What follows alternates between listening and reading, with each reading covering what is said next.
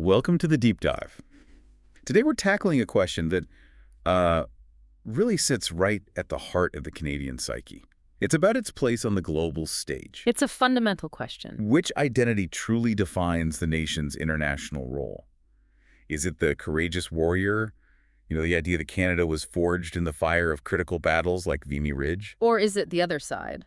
The measured, diplomatic peacekeeper, the image symbolized by the blue beret. And that tension, it isn't just philosophical. No, not at all. It has profound real-world consequences for defense policy and for foreign affairs. For anyone tracking Canada's signaled return to UN missions today, understanding the historical basis of these two national myths is vital. The Vimy myth versus the peacekeeping myth. Exactly. We need to know which identity holds up when you move past the narrative and look at the actual operational history. Absolutely. So our mission today is to move beyond the mythology and really stress test Canada's actual military capacity, both in combat and in peacekeeping. And we have a pretty deep stack of sources to do it. We do. We're going to use a surprisingly underexamined historical case study, the experiences of the 25th Canadian Infantry Brigade Group during the grueling Korean War. That's from 1950 to 1953. That's our stress test. The Korean War is the perfect historical crucible for this analysis. It was Canada's largest post-1945 deployment. It featured intense combat, but it often gets overlooked or, romanticized. Right. So by examining the systemic failures in training and equipment and doctrine during that conflict, we can gain some necessary realism. And crucially, we'll use those hard-won, often grim lessons to inform Canada's strategy for modern UN peace operations. Especially regarding specialized training mandates. That's the key. Forging a relevant, unique international role today isn't about romanticizing the past. It's about learning from the specifics of where our preparedness failed. Okay, so let's start by defining these two foundational national stories. On the one hand, you have the Vimy myth, this idea of the warrior nation, centered on the Western Front. This narrative argues that Canada's nationhood itself wasn't just, handed down by London. It was forged independently. It was cemented on that muddy, bitterly contested hill of Vimy Ridge in April 1917. It's an immensely unifying concept. It is. And it's driven by the fact that Canadian troops successfully conquered a crucial German ridge that two larger, more established Allied forces, the UK and France, had tried and failed to capture earlier. So it became the definitive origin story. Absolutely. The capable young nation demonstrating world-class military competence, truly punching above its weight. And that successful identity was reinforced throughout the 20th century. For sure. During World War II, Canada's commitment was monumental. We're talking about contributing almost 10% of its total population to the war effort. That's a staggering number. It is. And you look at the strategic bombing campaigns, the pivotal role in the Battle of the Atlantic, and maybe most visibly, the liberation of the Netherlands. Legacy that we still see today with the annual Tulip Festival in Ottawa. Exactly. This perception of combat competence is deeply embedded in the national consciousness. And even recently, that capability has been recognized. We saw the professional forces recognized internationally during that decade-long ISAF mission in Afghanistan. They were leading complex joint task forces there. And more recently still, the specialized work in the anti-Daesh campaign in Iraq and Syria. Canada, despite having only the 58th largest military globally, was openly praised by U.S. commanders for being highly effective. So this modern perception suggests that the Vimy spirit still holds true. Small nation, elite fighters. That's one side of the coin. That's one side. Then you have the equally powerful and entirely opposing narrative, the peacekeeping myth. Some call it the altruistic nation. Right. This is the romantic theory claiming Canada's international reputation was built solely on diplomacy, on neutrality, and peacekeeping operations. It's a theory that's closely associated with Prime Minister Lester B. Pearson and his Nobel Peace Prize win for brokering the Suez Crisis intervention back in 1956. And it defines the Canadian Forces' primary mission as purely humanitarian, as altruistic peacekeeping. This view gained a lot of traction in the 1950s and 60s. It created an image of Canada as sort of the quintessential global moral broker. A nation that transcended the great power rivalries. That's the idea. That we focused on conflict mitigation rather than conflict prosecution. But it's essential to remember that even the historians who champion this view, like Jack Granatstein, they conceded that this reputation had only some truth. Because Canada was fighting in Korea at the same time Pearson was doing his diplomatic work. Precisely. The two identities were coexisting, even if they were at odds. And what we've seen in defense policy since then is this constant, almost predictable oscillation between these two identities. It's like a pendulum swing. Exactly. Historically, strategic priorities shift based on the political winds. You tend to see more offensive, combat-focused missions or prioritizing NATO readiness under conservative leadership. Whereas a major refocus on UN peace operations tends to be championed by liberals. Right. Though the ISF mission in Afghanistan is the classic modern exception to that rule. It started under a liberal mandate, but then it continued and intensified under the conservatives. So this historical swing highlights a national difficulty in choosing one single cohesive identity. For sure. And this brings us right up to the present day with the current government. Prime Minister Trudeau's administration has explicitly signaled a return to UN missions, a renewed interest in that blue beret tradition. Yes, but the reality of deployment doesn't quite match the rhetoric, does it? No, that's the tension. Despite the stated policy goal, Canada's current true contribution to UN peace operations is at an all-time low, We're talking around 600 troops. which is just a fraction of what Canada once deployed. And that low level of contribution, it complicates Canada's ability to maintain influence as a global player. And you can't ignore the external pressures, especially when it comes to NATO commitment. Of course. We all remember U.S. President Trump's blunt criticism of NATO allies for failing to meet that minimum 2% GDP defense spending commitment. And while the U.S. criticism of Canada under that administration focused more pointedly on commercial trade, dairy tariffs, energy, lumber, the underlying expectation remains. That as a G8 member and a core NATO ally, Canada is fundamentally expected to maintain a combat-capable, well-resourced military. Exactly. One that's ready to fight alongside its allies.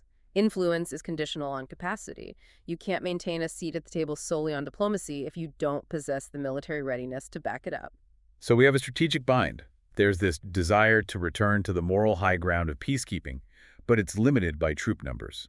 It's constrained by allied expectations for combat readiness. And it's confused by these historical swings. So what's the path forward? Well, what does this deep dive suggest is the most effective strategic path forward? The sources strongly argue for strategic specialization. If Canada is truly committed to a refocus on UN missions, it can't just chase high troop numbers. That would be financially unsustainable and politically contentious. So Instead, Canada should forge a unique expert niche in peace operations training and doctrine.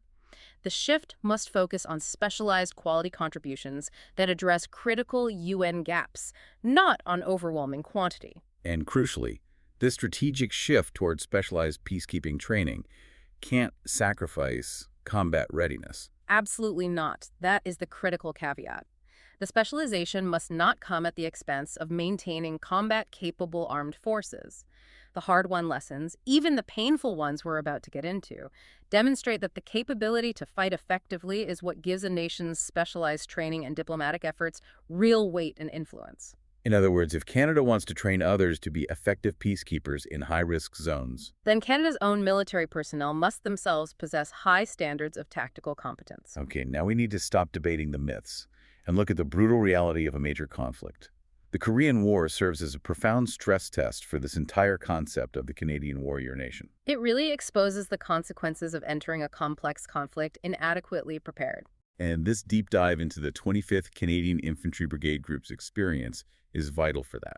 It is, because while popular history rightly highlights heroic actions, like the defense of Kapyong in 1951, focusing solely on those few battles, it distorts the broader operational picture. It's not the whole story. Not even close. The majority of Canadian service in Korea was spent in static trench warfare from 1951 to 1953.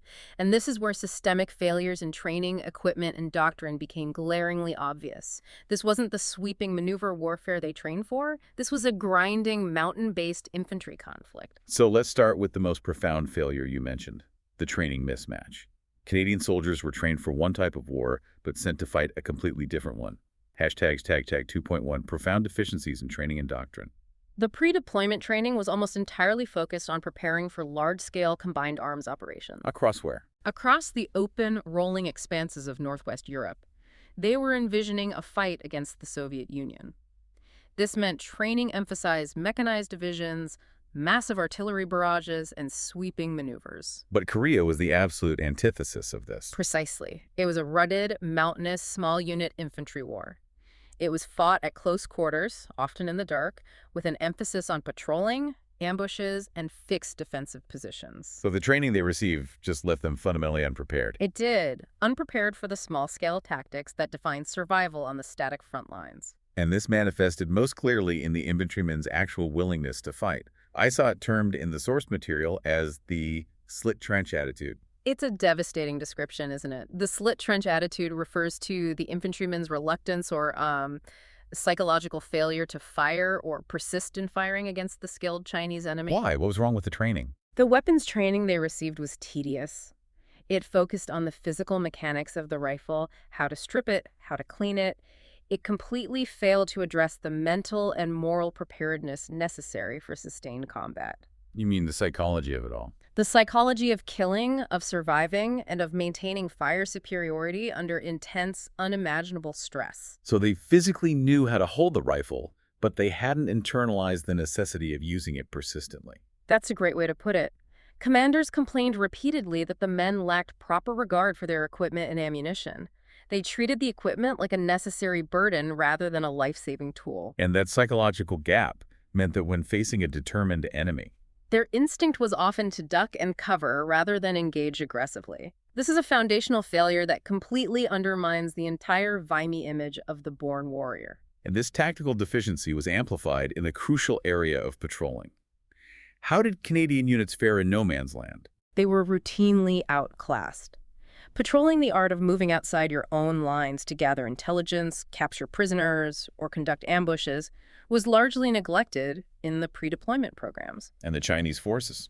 The Chinese, conversely, used highly skilled, specially trained troops for aggressive raids and ambushes. Major Pope's analysis was stark. He forcefully argued that the Chinese held the tactical initiative in no man's land because Canadian units carried out almost no successful patrols forward of their lines. So they were essentially hunkered down and just reacting, rather than proactively engaging the enemy. That's exactly right. And the Chinese were skilled at exploiting this gap. They pursued Canadian patrols all the way back to the wire and used superior small unit tactics to harass the front line constantly. The Canadian doctrine wasn't suited to the environment, and the training failed to compensate for that. And even their defensive preparations, where you'd think they should have been strongest, proved inadequate. Yeah, you would think. But the static warfare phase requires meticulous digging in. And this was generally a Commonwealth issue, but it was particularly evident in Canadian sectors. What was wrong with the trenches? Trenches often lacked proper revetment, that's the internal shoring, and adequate overhead cover. Bunkers were frequently too shallow and poorly situated for all-weather, all-threat protection. And how did that compare to the Chinese approach? The Chinese approach was based on massive manual labor and deep entrenchment. They created these elaborate, integrated defensive systems with deep fighting trenches just below the crest of the hills, protected by extensive field work. So in comparison, the Canadians just didn't dig in deep enough or fast enough. Or strategically enough. It actually took a devastating Chinese raid against a Canadian unit, the 3rd Battalion Royal Canadian Regiment, where the Chinese successfully entered the trenches, for Brigadier Allard to finally order the wiring of all trench tops with barbed wire for basic overhead protection. So it was a reactive measure, not a proactive one. Exactly. A reactive approach to basic defensive integrity. #tag 2.2, equipment ill-suited for the environment. Moving beyond doctrine, let's turn to logistics and equipment.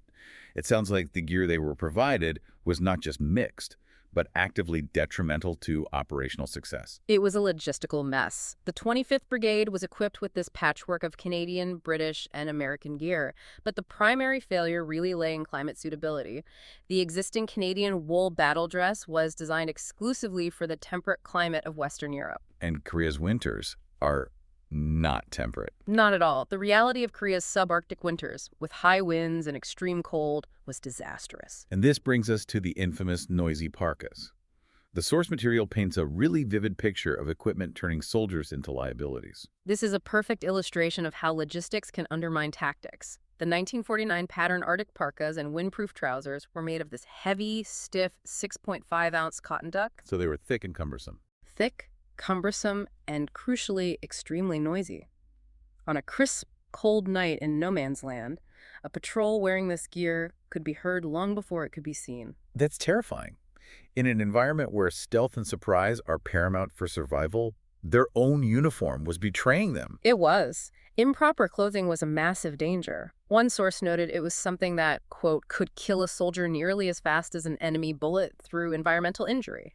So this failure to provide appropriate functional clothing, it directly contributed to poor morale and reduced tactical effectiveness. It did, and many troops resorted to illegally scrounging for superior, lighter-weight British or American nylon clothing, which just shows you how desperate they were. And then there was the massive firepower gap in small arms. The standard rifle was the bolt-action number 4, the last iteration of the Lee Enfield. It was an accurate and reliable rifle, for sure, Ugh. but a bolt-action weapon cannot compete in close-quarters skirmishes against the automatic Soviet-designed burp guns machine carbines carried by the Chinese. They were simply outgunned at close range. So what was the consequence of that deficiency on the ground? Well, Canadian soldiers, recognizing their disadvantage, went to extreme lengths to acquire better, often American, replacement weapons.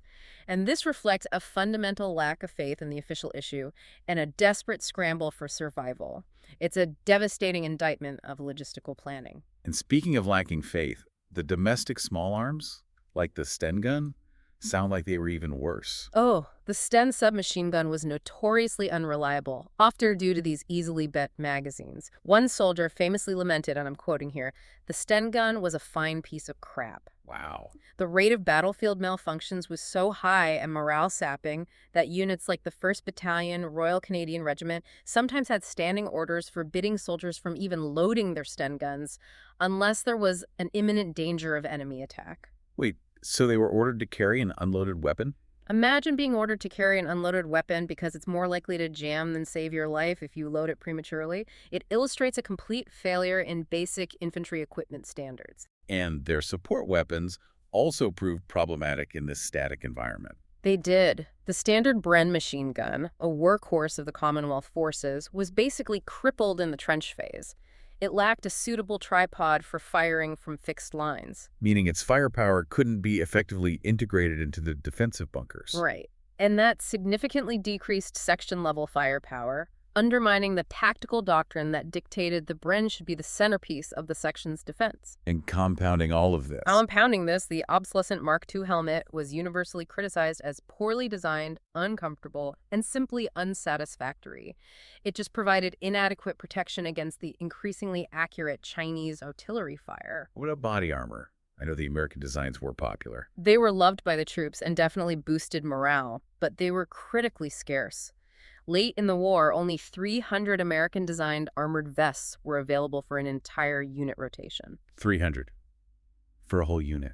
Yes. So this forced officers into these painful, desperate rationing decisions.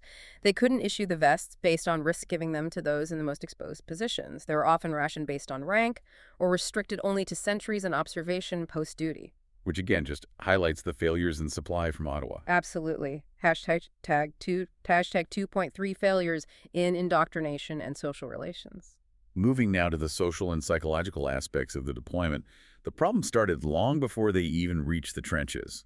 The journey itself sounds like a disaster. It was an extremely poor start to the whole thing. The long voyage to Korea was characterized by foul-smelling, cramped troop compartments, intense boredom, and severe seasickness. They were just confined for weeks with nothing to do. Exactly. Little to no training was accomplished. One company was hit by a typhoon off Japan that lasted 3 days. It made the experience feel less like a deployment and more like emerging from a floating prison. It immediately set this negative, resentful tone. And once they arrived in Busan, the cultural shock compounded the problem because they simply weren't prepared for the environment or the people. The cultural indoctrination program was a dismal failure. When soldiers disembarked in Busan, they were immediately faced with an environment that, according to the reports, caused the majority to recoil from the smell, poverty, dirt, and cultural moire. So they saw Korea as... Many viewed Korea as nothing more than a god-forsaken place populated by a primitive and even brutal people. So while they knew they were fighting against communism, they didn't really know who or what they were fighting for. Precisely. They were relatively well informed about the geopolitical implications of containing communism, but the specific indoctrination program offered little useful information. It often features simplistic chapter titles like Confucius Says. Seriously? Seriously. The Canadian soldiers knew virtually nothing about the Korean people they were supposedly sent to defend, and that fostered alienation and detachment. And this failure of cultural sensitivity directly impacted unit cohesion, particularly with the Korean augmentation troops. Okay, let's discuss the disastrous KT-COM experiment, the integration of Korean augmentation troops into Canadian rifle sections. Specifically, the 3 RCR and the 3rd Battalion Royal 22E Regiment. Why did this fail so spectacularly? It was a confluence of cultural and training inadequacies. Mm. The KDCOM's Korean augmentation troops into Commonwealth forces were inadequately trained, couldn't speak English, and were completely unfamiliar with Canadian military culture or operational procedures. But the deepest source of resentment was something else. It was the extreme pay disparity. They earned only 30 Korean won per month, which was less than 1 Canadian cent compared to a Canadian private's $47 a month. Less than 1 cent. That economic disparity alone would just shatter morale and create massive internal friction. It did. The Canadians quickly perceived the KCOMs as dangerous battlefield liabilities. The ultimate failure of cohesion was highlighted by anecdotes like a KCOM being caught snoring loudly on a night patrol. Which could compromise the entire section. Exactly. This led to intense hostility, callous treatment, and a fundamental breakdown of trust within the small combat groups. So the Canadian command made a huge mistake by ignoring the importance of small group cohesion. They tampered with the bedrock of survival. In infantry combat, the man next to you is your only assurance of life. Introducing a poorly trained, culturally disparate, and frankly dangerous element undermined that fundamental trust. And the conclusion was? One major eventually concluded the program was of doubtful value and recommended cancellation. This demonstrates Canada's profound unpreparedness for cross-cultural, low-resource operations, a critical lesson we have to carry forward into modern peace operations. #tag 2.4 morale, health, and discipline challenges. So under all this relentless pressure, poor training, bad equipment, cultural friction, morale must have been constantly under threat. The rest and relaxation policy, or R&R, was supposed to alleviate this, but it seems it had its own major flaws. It did. The rotation policy, initially set at 12 months, was beneficial because it gave men a concrete end date. That removed the open-ended nature of the world wars. But the R&R itself was poorly implemented. Very poorly. Most men only received one trip to places like Tokyo or Kure in Japan, and the selection process for who got to go when was often arbitrary, leading to profound internal division.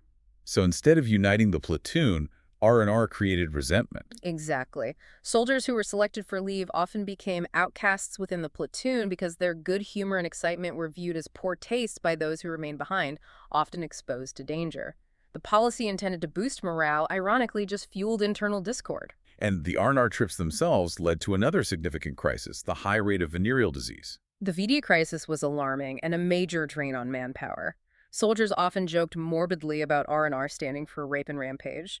The VD rate for the 25th Brigade was staggeringly high. How high? 414 cases per 1,000 soldiers per annum. For comparison, U.S. forces had a rate of 208 per 1,000. This indicates both poor preventative education and a culture where high-risk behavior was normalized. And there was a specific, unfair administrative punishment implemented for this. This is a particularly shameful example of unfair policy. An official, though illegal policy, required infantrymen who contracted VD in their final 90 days of service to serve an additional 3 months in the combat zone. An extra 3 months. Yes. This penalty was viewed as a shameful way to keep men in the line, and critically, it was only applied to lower ranks, which just exacerbated class tensions and morale issues. Okay, let's discuss another coping mechanism. Alcohol. Communal drinking was encouraged, but it clearly led to discipline breakdowns. Yes, alcohol misuse was rife. Communal drinking, often beer that was easily transported by the Canadian Transport Company, was actively encouraged to foster small group cohesion. The theory being, men who drink together fight better together. But the excess led to major incidents. It did. You have the stunning example of the drunken R-22R officer. That story is incredible. It's almost absurd, but utterly serious. A drunken officer from the Royal 22E Regiment was intercepted by a patrol after he advanced toward Chinese lines in the darkness, brandishing a pistol and a bottle of Crown Royal, yelling at the enemy to come out and fight. Wow. This kind of reckless alcohol-fueled behavior underscores the extreme pressure and fractured discipline in the field.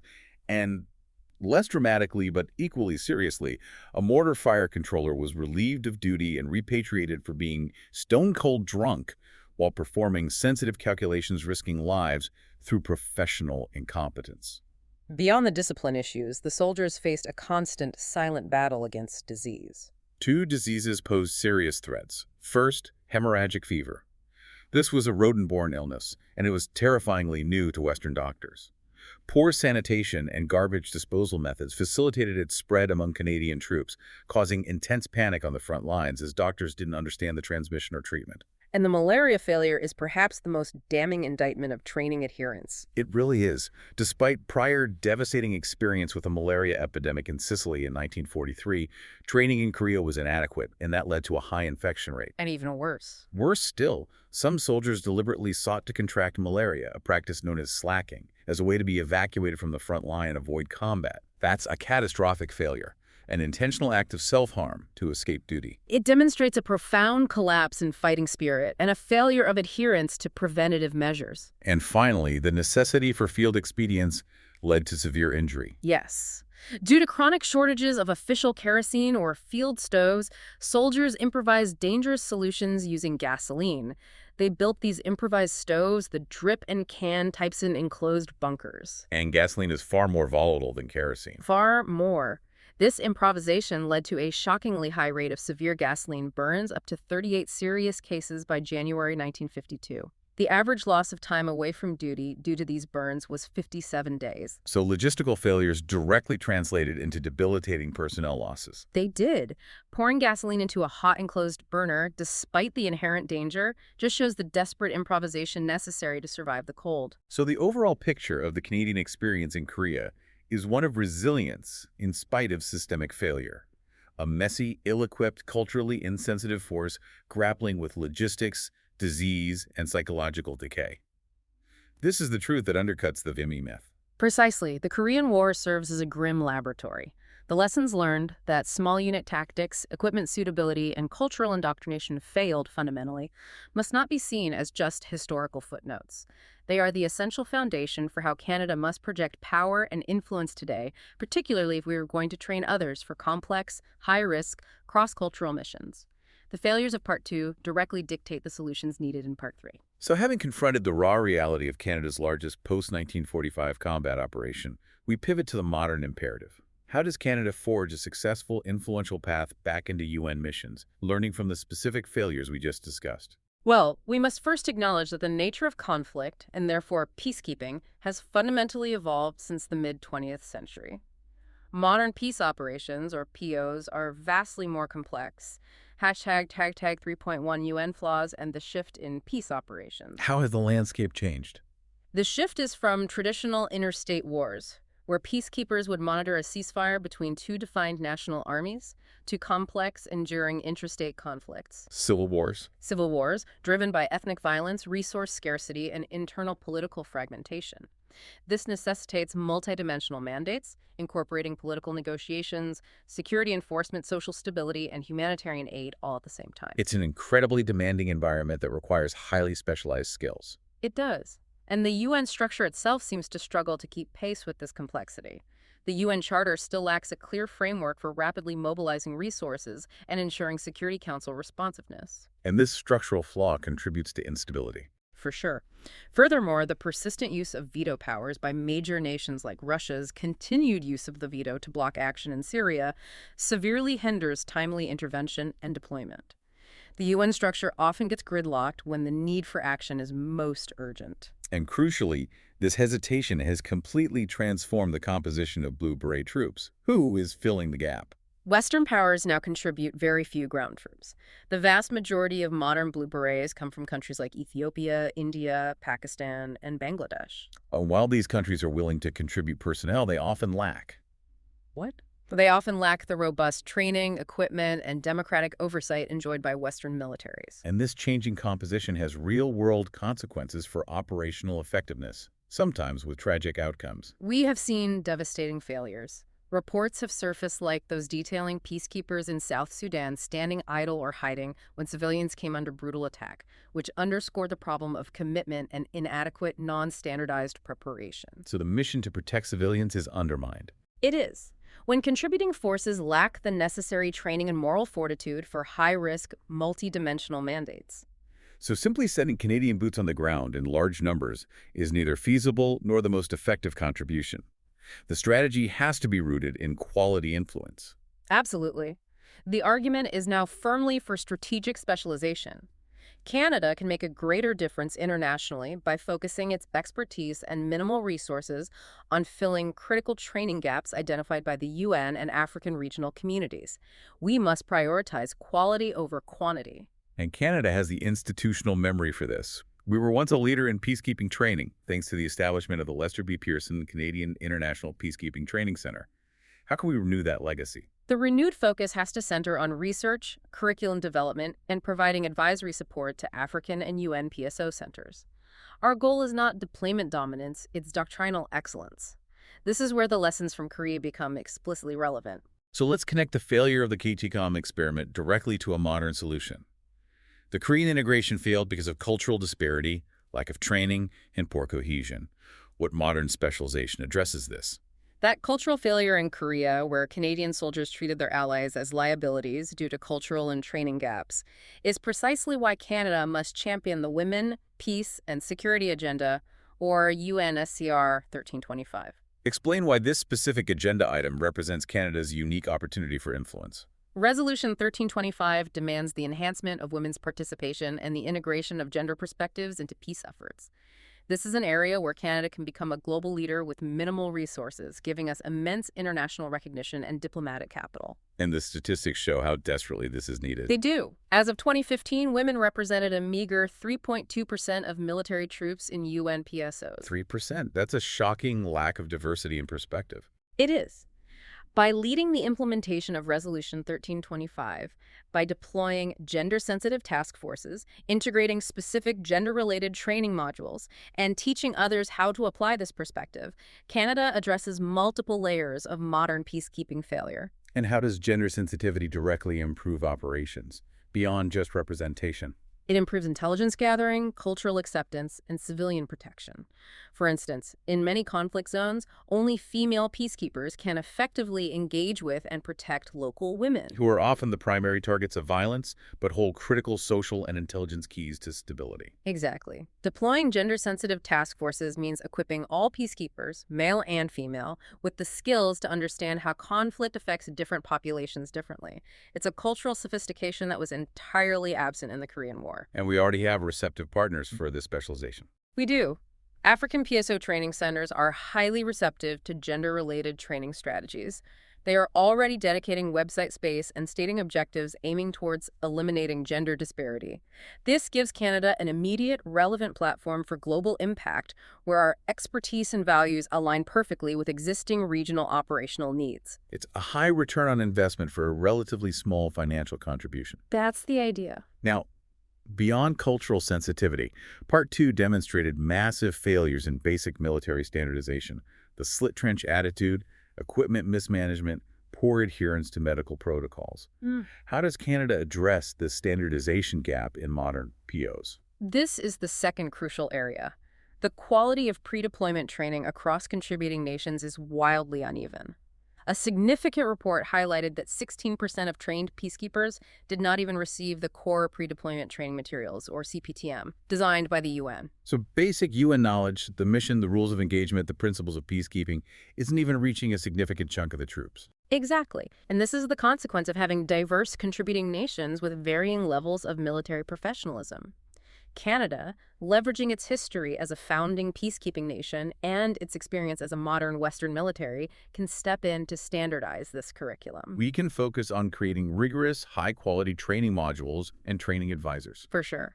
If we look back at Korea, the failures in basic weapon maintenance, the accidental self-immolations from improvised stoves, and the high disease rates all scream out for basic standardized operational procedures. They absolutely do. The lesson from the Korean experience is that poor basic readiness kills your soldiers and undermines your mission. By standardizing training, Canada ensures that every peacekeeper, regardless of their origin, receives essential knowledge on basic first aid, disease prevention, to prevent the slacking we saw with malaria logistical safety, to prevent the gasoline burns, and appropriate small unit tactics for the modern high-threat environment. So the goal isn't to be the largest, but to be the most influential provider of doctrine. That's the key takeaway. By prioritizing quality training, advanced research, and rigorously integrating the women, peace, and security agenda, Canada contributes fundamentally to the overall standardization and level of mission preparation for modern peacekeepers. And this strategy allows Canada to genuinely continue to punch above its weight globally. Even with limited troop numbers, like the promised 600 personnel, it's about transforming the quality of the forces deployed by others. It's a strategic choice to export competence derived directly from understanding our own historical incompetence in Korea. This shift takes the lessons of inadequate equipment, cultural insensitivity, and weak discipline from the Korean trenches and transforms them into actionable, high-impact foreign policy in the 21st century. It demands that Canada replace the romantic, outdated myths of the warrior or the simple benevolent peacekeeper with the reality of the specialized professional. We move from an identity based on nostalgia to an identity based on unique, crucial competence in areas the UN desperately needs. This has been an incredibly detailed and, at times, a pretty sober look at Canadian military history and future strategy. We started with the foundational tension between the Vimy myth of the heroic, capable warrior and the peacekeeping myth of the benevolent global citizen. But our rigorous stress test of the 25th Canadian Infantry Brigade in the Korean War exposed a much grittier, more complex reality. Profound systemic failures in tailored training, leading to the devastating slit trench attitude and tactical inferiority in patrolling. Logistical inadequacy, highlighted by noisy parkas and unreliable Sten guns. And deep social and psychological fractures, evidenced by the disastrous KATE-COM experiment, the rampant VD crisis, and the shocking phenomenon of soldiers deliberately contracting malaria just to escape the front. The ultimate lesson from Korea is devastatingly clear. True military influence and effectiveness are not built on national myth. They're built on meticulous preparation, tailored equipment suitability, rigorous discipline, and small group cohesion. That reality has to inform Canada's choices today. By applying those hard-learned lessons, particularly the necessity of cross-cultural training and standardized procedures, Canada must prioritize strategic specialization in modern peace operations. Focusing intently on the women, peace, and security agenda, and leading the effort to standardize global pre-deployment training are the ways Canada maximizes its international impact, even with limited troop numbers. It's about leveraging expertise derived from historical failure to cultivate global excellence. It is. So let's leave you with this final provocative thought. After the Korean War, many Canadian soldiers, having fought and suffered, felt intensely frustrated that the public and politicians insisted on framing their service as merely a conflict or a peacekeeping mission, deliberately avoiding the term war.